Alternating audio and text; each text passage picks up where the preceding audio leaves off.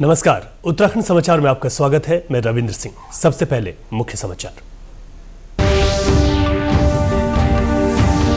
केंद्रीय मंत्रिमंडल ने देश में 85 नए केंद्रीय विद्यालय खोलने को दी मंजूरी। उत्तराखंड को भी 4 केंद्रीय विद्यालय की सौगात। मुख्यमंत्री ने जताया केंद्र का आभार।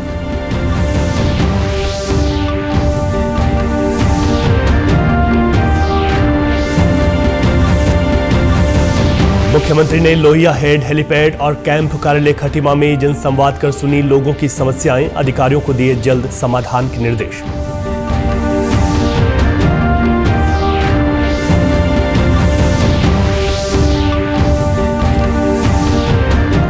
और उत्तराखंड में कल से बदलेगा मौसम का मिजाज। मौसम विभाग ने जताए अगले 2 दिन बारिश और बर्फबारी के आसार। पहाड़ से लेकर मैदान तक बढ़ेगी ठंड। अब समाचार विस्तार से। केंद्रीय मंत्रिमंडल ने 5,872 करोड़ रुपए से अधिक की लागत से देश में 85 नए केंद्रीय विद्यालय खोलने और कर्नाटक के शिवमोगा में केंद्रीय विद्यालय के विस्तार को मंजूरी दे दी है। कल नई दिल्ली में मंत्रिमंडल की बैठक के बाद संवाददाताओं से बातचीत में सूचना और प्रसारण मंत्री अश्विनी वैष्णव ने कहा कि इन नए केंद्रीय विद्यालयों के खुलने से देश में सस्ती और उच्च गुणात्मक शिक्षा प्राप्त करने का अवसर मिलेगा। ये रिपोर्ट देखिए। शुक्रवार को प्रधानमंत्री नरेंद्र मोदी की अध्यक्षता में कैबिनेट की बैठक में कई महत्वपूर्ण फैसले लिए गए, जिसमें देश में शिक्षा के विस्तार को आगे बढ़ाते हुए 85 नए केंद्रीय विद्यालय के अलावा 1 केंद्रीय विद्यालय को विस्तार दिया गया है। साथ ही 28 नए नवोदय विद्यालय खोलने को भी मंजूरी मिली है। बैठक में लिए गए निर्णयों के बारे में जानकारी देते हुए केंद्रीय मंत्री अश्विनी वैष्णव ने कहा कि नए केंद्रीय विद्यालय के खोले जाने के क्रम में युवाओं को करीब 5,500 नए रोजगार मिलेंगे। साथ ही नए केंद्रीय विद्यालय खोले जाने से करीब 82,560 नए छात्रों को शिक्षा भी मिलेगी, जबकि 28 नए नवोदय विद्यालय खोले जाने से 1,316 नए रोजगार मिलेंगे और करीब 15,680 नए छात्रों को शिक्षा मिलेगी। बहुत लंबे टाइम के बाद में इतना बड़ा केंद्रीय विद्यालय का एक्सपेंशन का प्रोग्राम आज माननीय प्रधानमंत्री जी ने अप्रूव किया है और साथ ही साथ 28 नवोदय विद्यालय खोले जाएंगे, जिसमें 15,680 टैलेंटेड स्टूडेंट्स हर साल उनको बेनिफिट मिलेगा। 1,316 रेगुलर पोस्ट क्रिएट होंगी और इसके लिए 2,360 करोड़ रुपीस का आज कैबिनेट में अप्रूवल हुआ है।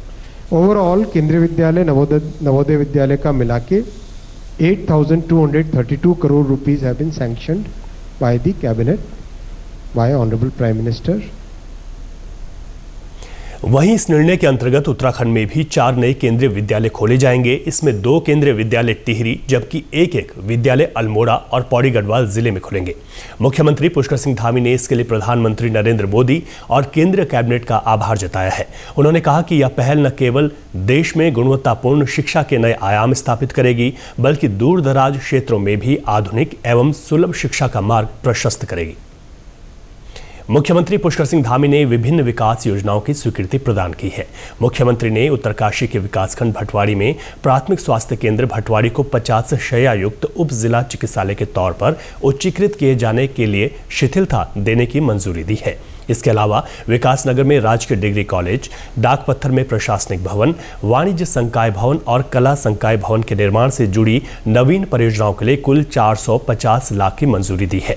मुख्यमंत्री ने जनपद देहरादून की उत्तर शाखा के अंतर्गत कौलागढ़ जोन में विभिन्न क्षेत्रों में जीर्ण शीर्ण पाइपलाइन के साथ नई पाइपलाइन बिछाने की योजना के लिए कुल 431.99 लाख की स्वीकृति दी है। वहीं केंद्र पोषित प्रधानमंत्री जन विकास कार्यक्रम योजना के तहत अल्पसंख्यक कार्य मंत्रालय भारत सरकार के अंतर्गत 8 योजनाओं के लिए कुल 20 करोड़ की प्रशासनिक और वित्तीय स्वीकृति पर भी मुख्यमंत्री द्वारा सहमति दी गई है। इसके साथ ही मुख्यमंत्री घोषणा के तहत कई विकास योजनाओं के लिए मुख्यमंत्री ने मंजूरी दी है। मुख्यमंत्री पुष्कर सिंह धामी ने शुक्रवार को कैंप कार्यालय लोहिया हेड खटीमा में आम जनता से संवाद कर जन समस्याएं सुनी। इस दौरान मुख्यमंत्री ने संबंधित अधिकारियों को जन समस्याओं के निस्तारण के लिए जरूरी निर्देश देते हुए कहा कि जन समस्याओं का त्वरित समाधान अधिकारियों का नैतिक दायित्व है। मुख्यमंत्री ने साफ किया कि जन समस्याओं का स्थानीय स्तर पर समाधान हो, इस पर अधिकारियों को विशेष ध्यान देना होगा। उत्तराखंड में 28 जनवरी से शुरू होने जा रहे 38वें राष्ट्रीय खेलों की तैयारियां तेज हो गई हैं। इसके तहत महाराणा प्रताप स्पोर्ट्स कॉलेज रायपुर, देहरादून में दून म्यूजिक फेस्टिवल का आयोजन किया गया। इस कार्यक्रम में लोगों को बाइक राइड के जरिए रोड सेफ्टी के प्रति जागरूक किया गया। लोगों को यातायात नियमों की भी जानकारी दी गई।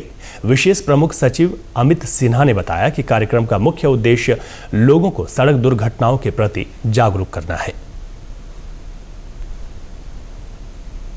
हमारा राष्ट्रीय खेल अनाउंस हो गया है 28 जनवरी से, और उसके रनअप में जैसा आपने देखा कि ये राष्ट्रीय खेल के रनअप में हम आज रॉयल एनफील्ड की वॉन्डरर्स की टीम है जिन्होंने एक लंबी दूरी तय करके यहाँ पहुँचे हैं, और यहाँ पर उन्होंने रोड सेफ्टी को अपना मेजर मुद्दा बनाया, क्योंकि हम लोग के लिए बहुत महत्वपूर्ण है।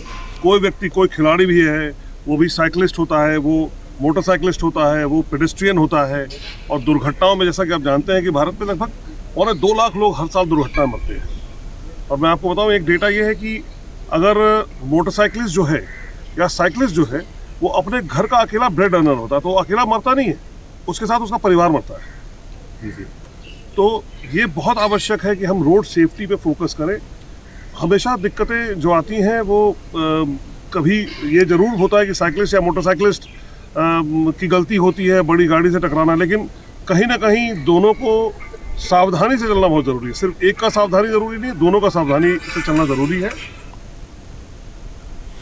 Garhwal rifles regimental centre Lansdowne द्वारा गब्बर सिंह कैंप कोटद्वार में भूतपूर्व सैनिकों एवं वीर नारियों के लिए गौरव सेनानी रैली का आयोजन किया गया। रैली में भूतपूर्व सैनिकों व उनके आश्रितों ने बढ़ चढ़कर भाग लिया। रैली में ब्रिगेडियर विनोद सिंह नेगी, विशिष्ट सेवा medal, commandant Garhwal rifles regimental केंद्र लैंसडाउन और सेना एवं सिविल प्रशासन के अन्य वरिष्ठ अधिकारी और गणमान्य लोग उपस्थित रहे। रैली में भूतपूर्व सैनिकों, वीर नारियों और उनके आश्रितों को सैन्य एवं सिविल प्रशासन दोनों के साथ एक साथ बातचीत करने, अनिर्णित व लंबित मुद्दों को हल करने और सरकार द्वारा भूतपूर्व सैनिकों के कल्याण के लिए चलाई जा रही नवीनतम सुविधाओं और योजनाओं के बारे में जानकारी देने के लिए एक संयुक्त मंच प्रदान किया गया। मुद्दों को नियत समय पर हल करने और सार्थक निवारण प्रदान करने के लिए रैली स्थल पर सेना और सिविल प्रशासन के स्टॉल लगाए गए थे। उत्तराखंड में कल से मौसम का मिजाज बदलने वाला है। मौसम वैज्ञानिकों ने ऊंचाई वाले इलाकों में अगले 2 दिन हल्की बारिश के साथ बर्फबारी के आसार जताए हैं। इसके चलते प्रदेश में पहाड़ से लेकर मैदान तक तापमान गिरने से ठिठुरन बढ़ सकती है। मौसम वैज्ञानिक रोहित थपलियाल के मुताबिक 8 और 9 दिसंबर को उत्तराखंड में पश्चिमी विक्षोभ प्रभावित होने से 2500 मीटर से अधिक ऊंचाई वाले इलाकों में हल्की से मध्यम बर्फबारी की संभावना है। रविवार को दोपहर बाद तेज गर्जन और हवा चलने के साथ प्रदेश के अधिकतर हिस्सों में हल्की बारिश हो सकती है। 10 दिसंबर के बाद प्रदेश भर में फिर मौसम शुष्क हो जाएगा, लेकिन पश्चिमी विक्षोभ के चलते अधिकतम तापमान में 3 से 5 डिग्री तक की गिरावट दर्ज की जाएगी। इसके चलते पहाड़ से लेकर मैदान तक ठिठुरन बढ़ सकती है। 9 तारीख को उत्तराखंड को एक पश्चिमी विक्षोभ प्रभावित कर सकता है, जिसके चलते 8 और 9 तारीख को उत्तराखंड में कुछ स्थानों पर बहुत हल्की से हल्की वर्षा और बर्फबारी मिल सकती है। इसमें कहीं कहीं जो है हल्की से मध्यम वर्षा और बर्फबारी मिलने की भी संभावना है। तो इसमें देखेंगे जो 2500 मीटर या उससे अधिक ऊंचाई वाले स्थान है, वहाँ पर बर्फबारी मिलने की भी संभावना है। जबकि जो 8 तारीख को खास करके ये एक्टिविटी जो है दोपहर बाद शुरू होने की संभावना है उत्तराखंड में, और 9 तारीख तक चलेगी। तो इसमें जो हमारे डिस्ट्रिक्ट हैं जैसे देहरादून, हरिद्वार, पौड़ी, टिहरी, नैनीताल या उधम सिंह नगर है, वहाँ पर कहीं कहीं थंडरस्टॉर्म एक्टिविटी भी देखने को मिल सकती है।